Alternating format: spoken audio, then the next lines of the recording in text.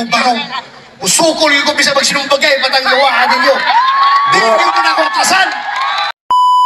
Naku mga kababayan, medyo mabigat na naman ang mga binitawan na Senador Bato de la Rosa at ang kanyang sinabi nga dito, hindi ko kayo aatrasan. So excited na ba kayo na makita at malaman kung ano yung mga binitawang salita niya sa araw ho na ito? At syempre kung bago lamang ho kayo sa aking YouTube channel, please don't forget to like, share, and subscribe para lagi kayong updated sa ating mga bagong video. At isa pa sa pag-uusapan din po natin ngayong araw ho na ito mga kababayan, dahil nga po inamin mismo, sinabi mismo ni Vice President Sara Duterte na ayon sa kanya, siya di umano ay kasama sa listahan na pinapatakip ng ICC dito po sa Pilipinas. So medyo ma-intense ang mga pag-uusapan po natin. So play natin itong mga sinabi po ni Senador Bato. Okay? Tanan kita karon nagsubo. Isa pa ko nung nalipay na gidala si Tatay Digong dito sa daig. Siguro si Marcos na. Ito. Siguro si Speaker na. Oh. Sila may nalipay. Dito sa unang bugso mga kababayan, medyo unang bugso pa lang ng ating video, talagang may banat kaagad kay Bongbong Marcos and kay Speaker Martin Romualdez. Medyo talagang alam nyo sa lahat ng mga senador na nakilala ko no, sa side po ng mga Duterte, ito yung napaka talagang matinik, no? Talagang palaban itong si Senador Bato de la Rosa. Tuloy natin ang kanyang sinasabi. Kita tanan nag-on. Nalungkot. Usa. Ako naghangyo kaninyo. Na dapat magkahiusa ta. Okay mga kababayan, bago natin ituloy yung video ho na sinasabi ho ni Senador Bato de la Rosa, meron siyang pakiusap sa atin. Dahil nga po ilang araw na lamang, no, and eleksyon na, ang kanyang pakiusap ay magkaisa po tayo. Dahil nga syempre ang ating pangarap lahat tayo ay mas mabilis na mapabalik si dating Pangulong Rodrigo Duterte dito po sa Pilipinas, mga kaibigan. Dahil marami pong naniniwala na kumbaga hindi dumaan sa due process ang pagkadakip or pagdala kay dating Pangulong Duterte doon po sa The Hague. But pagpatuloy natin kung ano yung mga banat pa ni Senador Bato.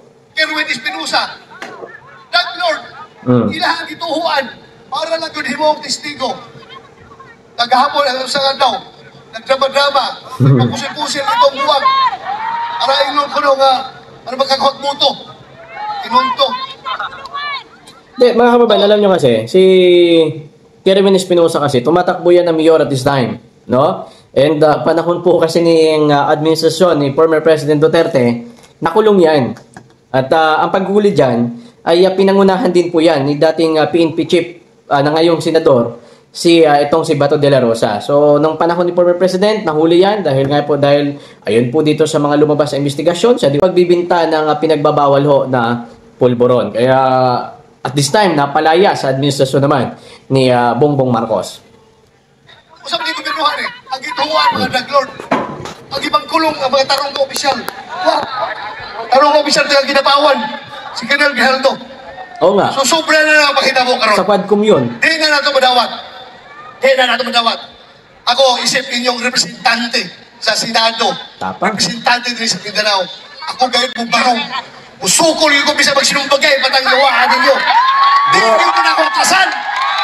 Grabe kabayan, talagang itong binitawan niya talagang matinik. Musukol gid ko.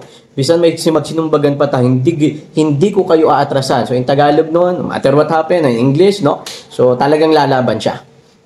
Talagang grabe ito ang tinik nito ni Senador Bato at binanggit din po ito mga kababayan kahapon lamang, binanggit din ni Vice President Sara Duterte na ayun po sa kanya, talagang nalaman niya talaga at nakita niya nakasama ito si Senador Bato de la Rosa sa pinapadakip nga po nitong ICC. Talking about pa rin po ito sa nung panahon po ng administrasyon ni dating Pangulong Rodrigo Duterte. Kaya alam naman natin na nung panahon ni Pangulong Duterte maisog na ito talagang matapang ito si Bato de la Rosa pero ngayon talagang mas lalong tumatapang mga kababayan.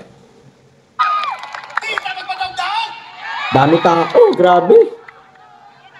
Dito ito sa Mindanao. Tamo ni Senator Amy Marcos last hearing.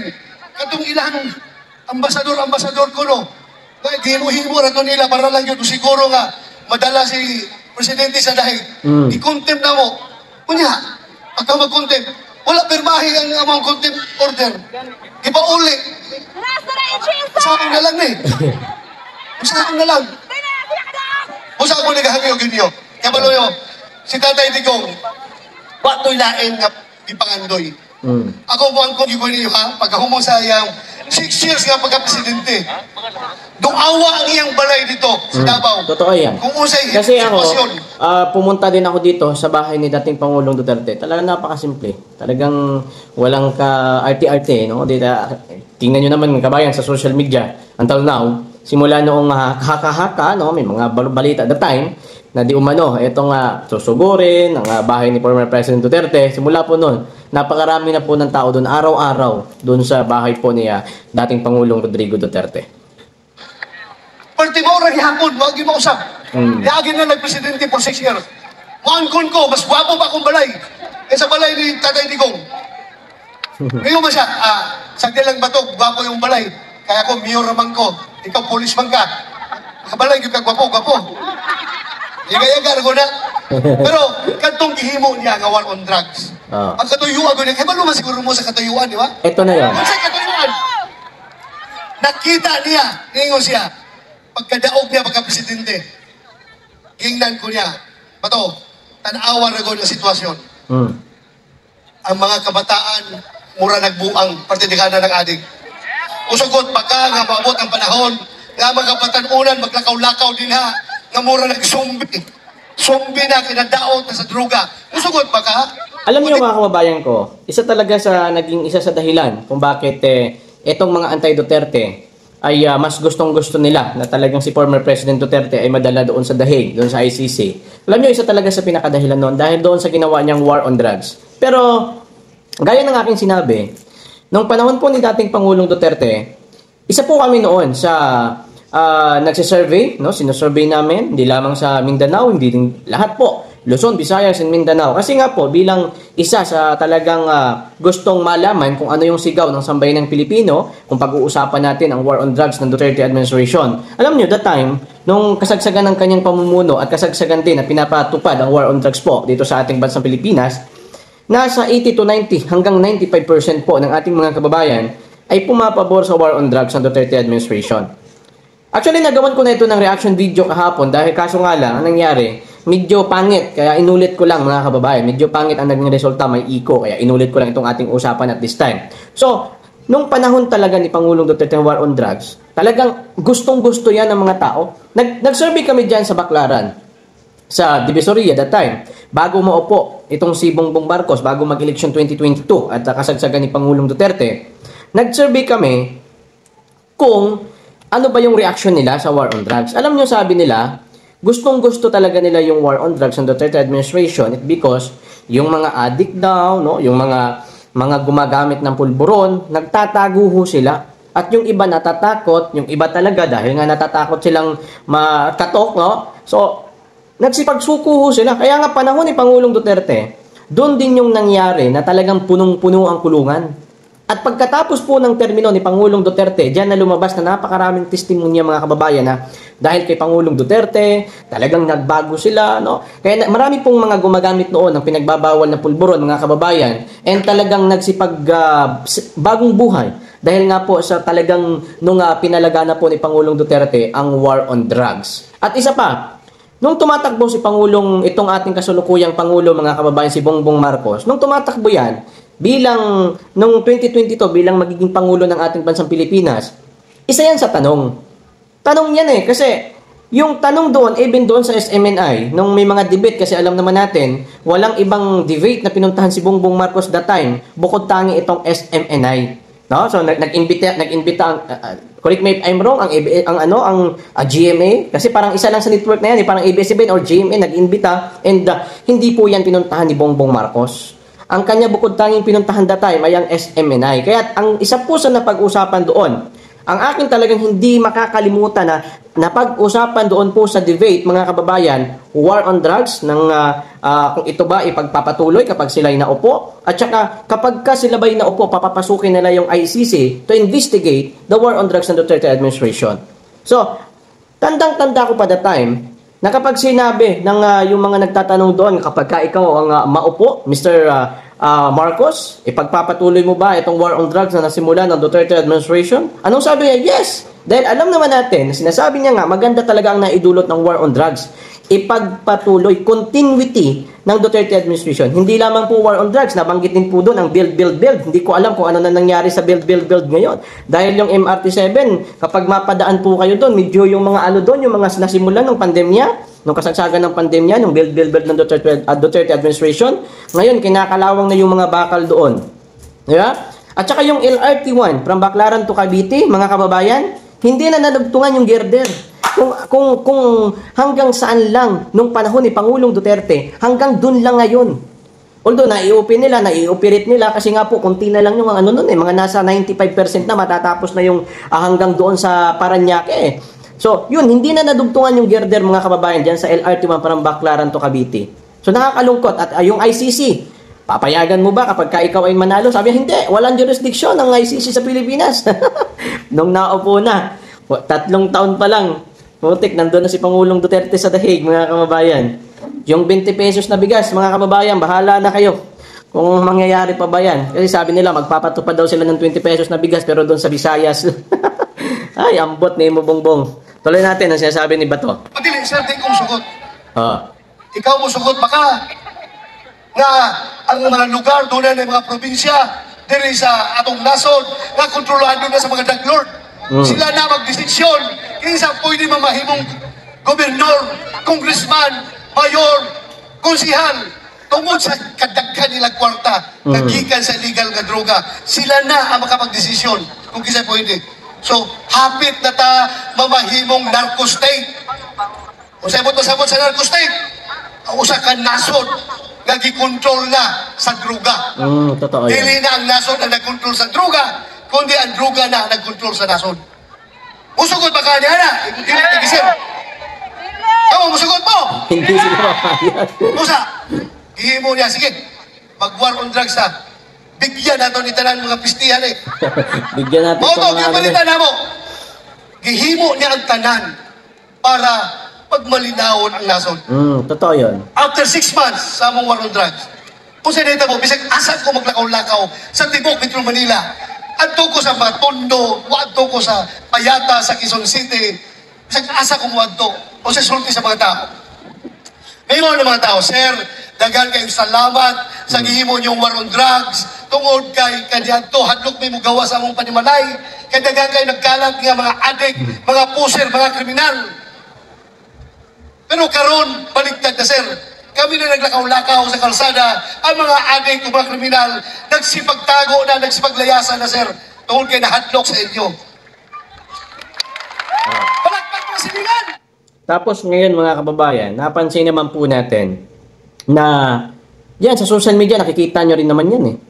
Na mas, parang, mas dumadami. Although sinasabi ng PNP na low crime daw this time, no, sa administrasyon ni Bongbong Marcos, bumaba daw. Pero, alam nyo kasi, ang nakikita kasi natin sa social media, talagang, maya-maya, nakakakita ako ng, alam mo yun, yung may nangyari sa tao na ito hindi maganda, no? Talagang tinambangan, etc. No? Yun yung nakikita natin sa social media at palagi-palagi yan. Nung tinanong naman itong si Claire Castro, mga kababayan, ni Tid Pailon, kung ano yung masasabi niya, kasi nga parang kabaliktaran di umano sa sinasabi ng PNP, ayon ito kay Tid Pailon, na eto nakikita natin maraming ganito, tapos sinasabi ng PNP mababa, no? So sinasabi ni Claire Castro, mga kababayan, na mababa kasi hindi niya naman daw nakikita. Pagka lumalabas daw siya, wala naman daw siya nakikita ng gano'n. So etong ating ngayon mga kababayan, si Claire Castro, hindi ko alam kung nasaan ang pinagsasabi. Nagtatawanan lang tuloy sa social media. Ito natin sinasabi ni Bato. Sinita mo. Nagbalik daw. Sila may sabi niyan, ha? Times 2. Daan yung mga bata, nagipag-rape, 3 years old. Pakinggan nyo. Gipatay, ginabay sa sigutan. Sa Simon, ni amahan. Nagipatay ang asawa, gipaggilitan ng liog.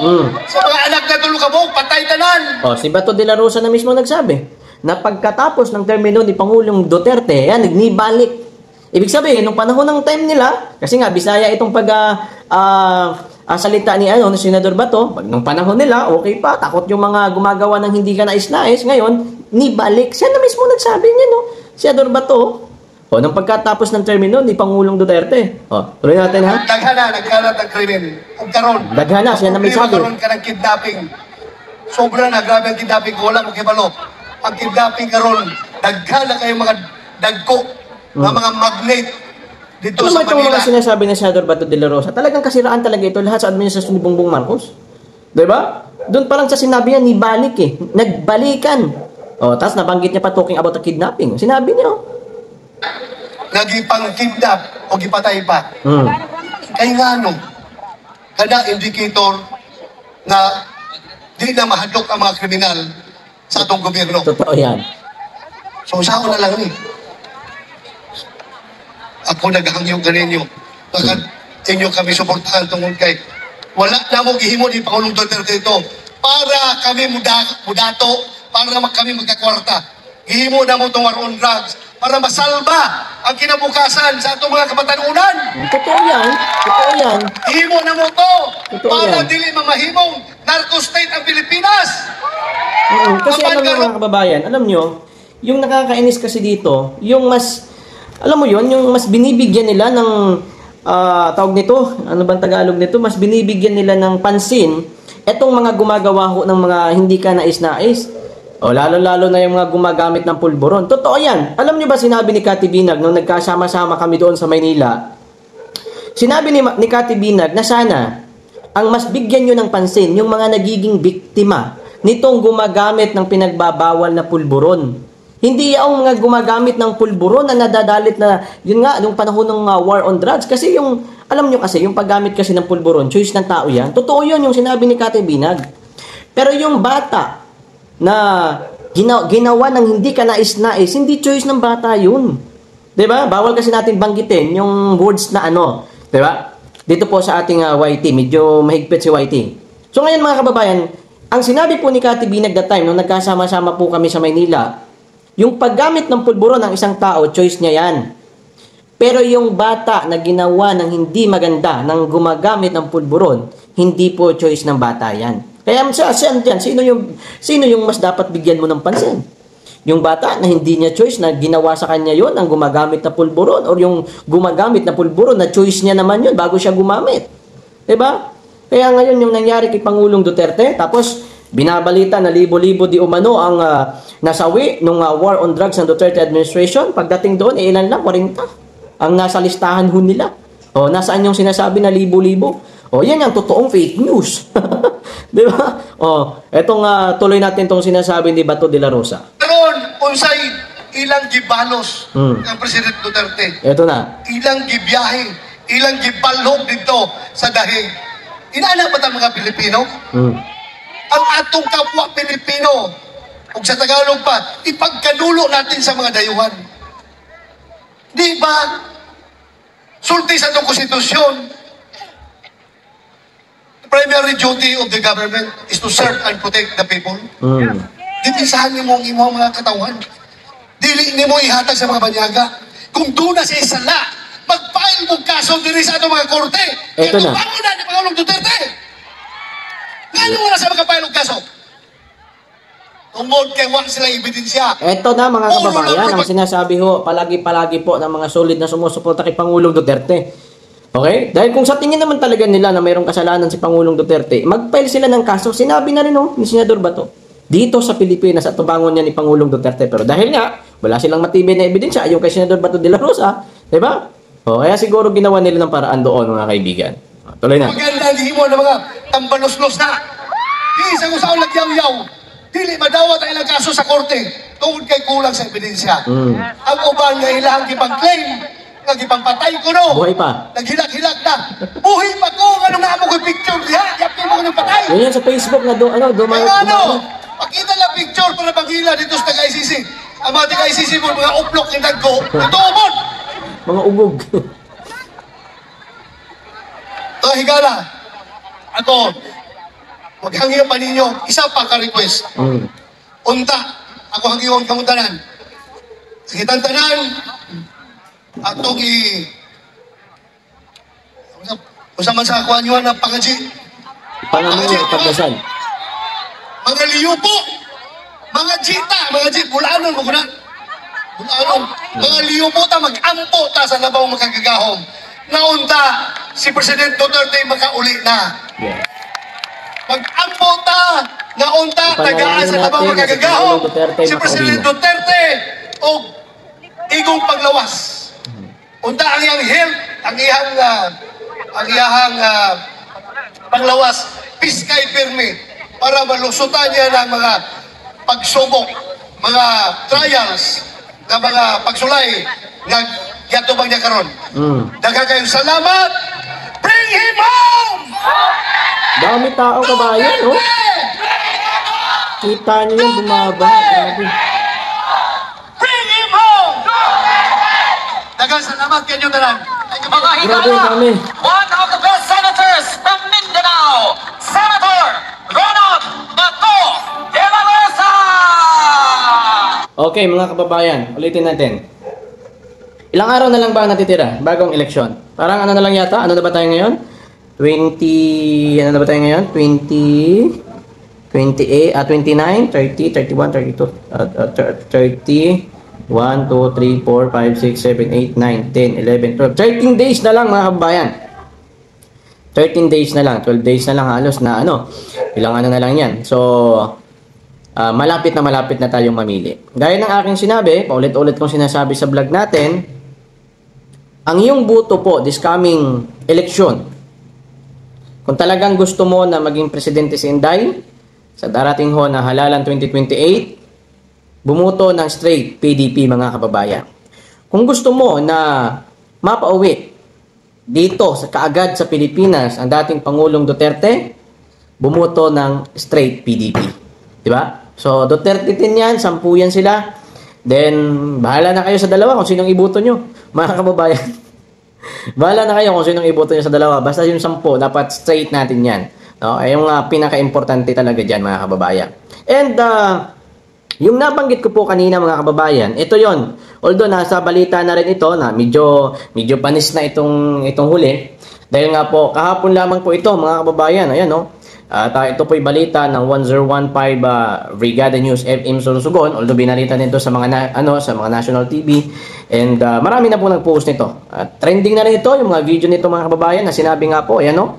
Ibinunyag ni Vice President Sara Duterte, nakabilang siya sa mga personalidad na pina-aaresto ng International Criminal Court. No? Kaya bumuto ng tama sa ngayong darating na eleksyon. Ayon kay VP Sara, lumakas ang kanyang kutob na unti-unting higpitan ang kanyang pagdalaw sa kanyang ama. Etong si dating Pangulong Rodrigo Duterte na nakakulong ngayon sa ICC sa The Hague. Ilan sa pasong mga umanong nasa listahan, ayan na po, sinabi na po dito sila Senador Bato, and General Oscar Albayalde, Vicente Danao, and Senador Bongo. So, talagang matinik mga kababayan, no? So, medyo nagkamali itong 2022 na move dahil siguro, kung naging presidente si VP Sara, maybe hindi ito mangyari ang lahat ng ito. Medyo nakakalungkot lang. Pero alam ko po na yung Panginoon ay meron po itong purpose, lahat po ng mga sitwasyon po na ito. Naniniwala ako mga kababayan, na lahat po na nangyayari sa bansa po natin, may dahilan po ang Diyos kung bakit nangyayari itong mga sitwasyon ho na ito. Okay? So, maghintay lang tayo dahil that time kasi ng 2022, kaya isa din ako sa mga bumuto talaga kay Bongbong, no, na talagang kinampanya pa namin yan ng saan-saang location ng ating bansang Pilipinas. Pero medyo nabudol talaga tayo. Hindi lang medyo, talagang nabudol talaga tayo.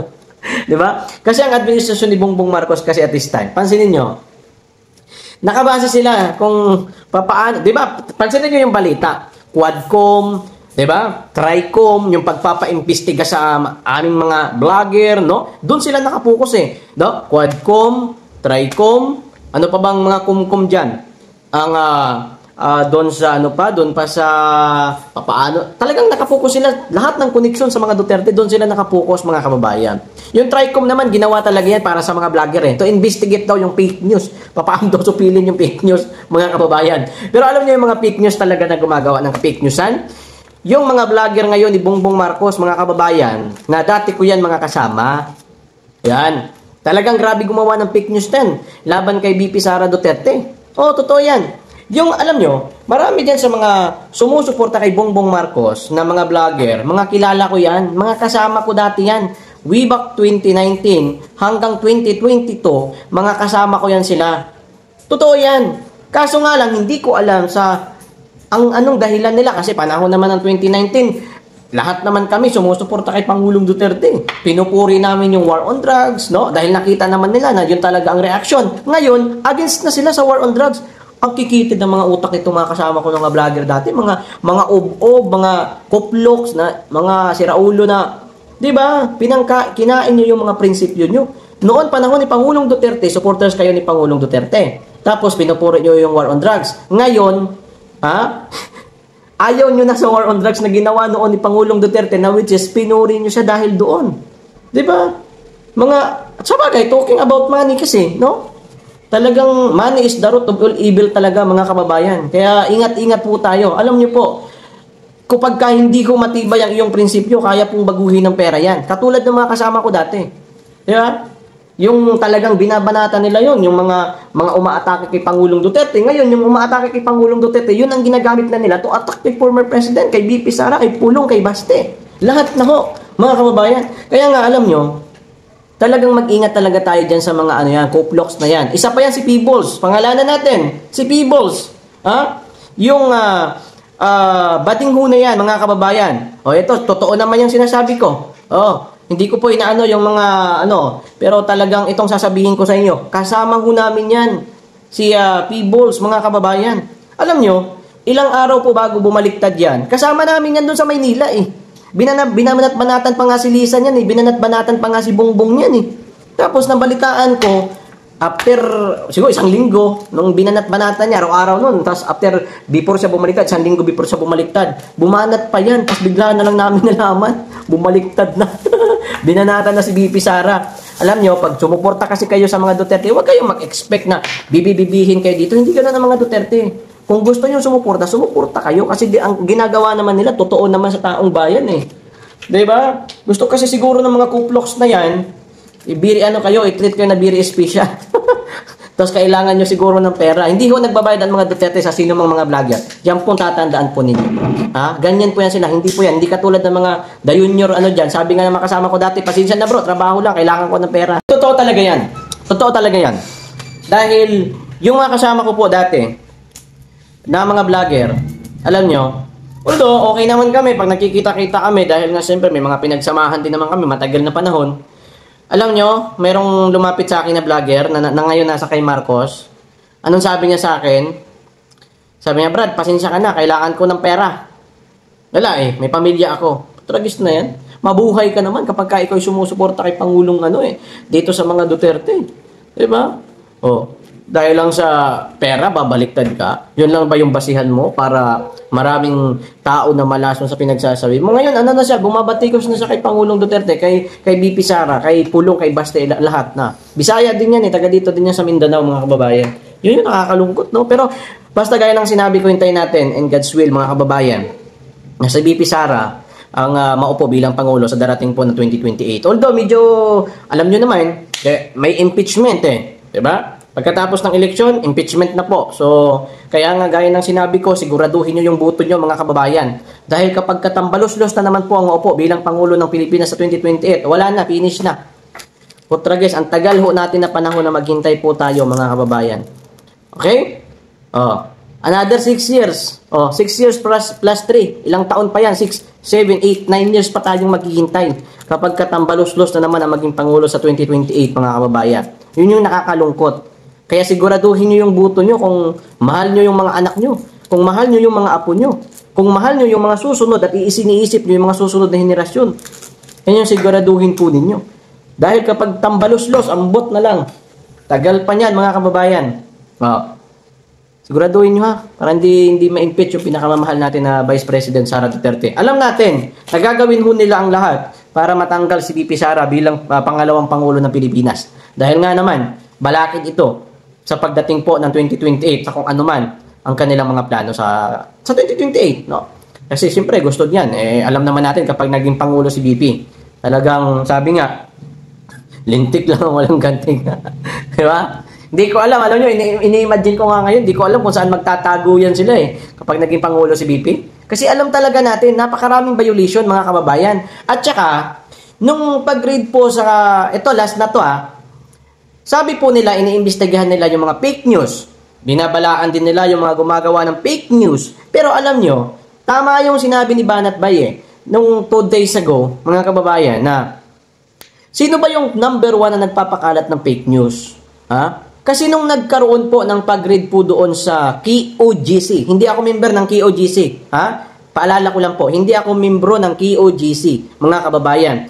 Pero nandun po ako, nung nag-read po sila sa KOGC, yung mga kapulisan. Diba? Anong sinabi ni BBM? Walang pulis, walang dalang baril ang sino man sa pulis na pumasok sa KOGC. Putragis naman, kitang-kita, nakalive tayo dun Diba? Nakapang-armalite yun. May mga pulis na walang baril, pero may mga pulis na meron nung pumasok sila sa KOGC. Tapos sasabihin walang baril nung pumasok. Fake news yun, mga kababayan. So kung iniimbestigahan nyo yung mga gumagawa ng fake news, kung talagang dumadaan kayo sa tinatawag natin na batas, due process, mga kababayan, talagang imbestigahan nyo yan nung nagsabi na wala daw baril ang mga pulis nung pumasok sa KOGC. Nandun ho ako. Meron ho. Even nandyan sa mga video natin yan. Ka-armalite pa nga sila nung pumasok sila. Di ba? Okay. Hanggang dito na lang muna ang video natin and kita-kita tayo sa next video, mga kababayan. Tandaan nyo po, mga kababayan, lahat ng nangyayari na ito ay pinapahintulutan ito ng ating Panginoon dahil meron itong purpose. Okay? Although, dumadaan sa hindi magandang sitwasyon at this time, pero siyempre, pagkatapos niyan, sabi, pagka dumadaan ka sa dilim, pagkatapos ng dilim, liwanag yan.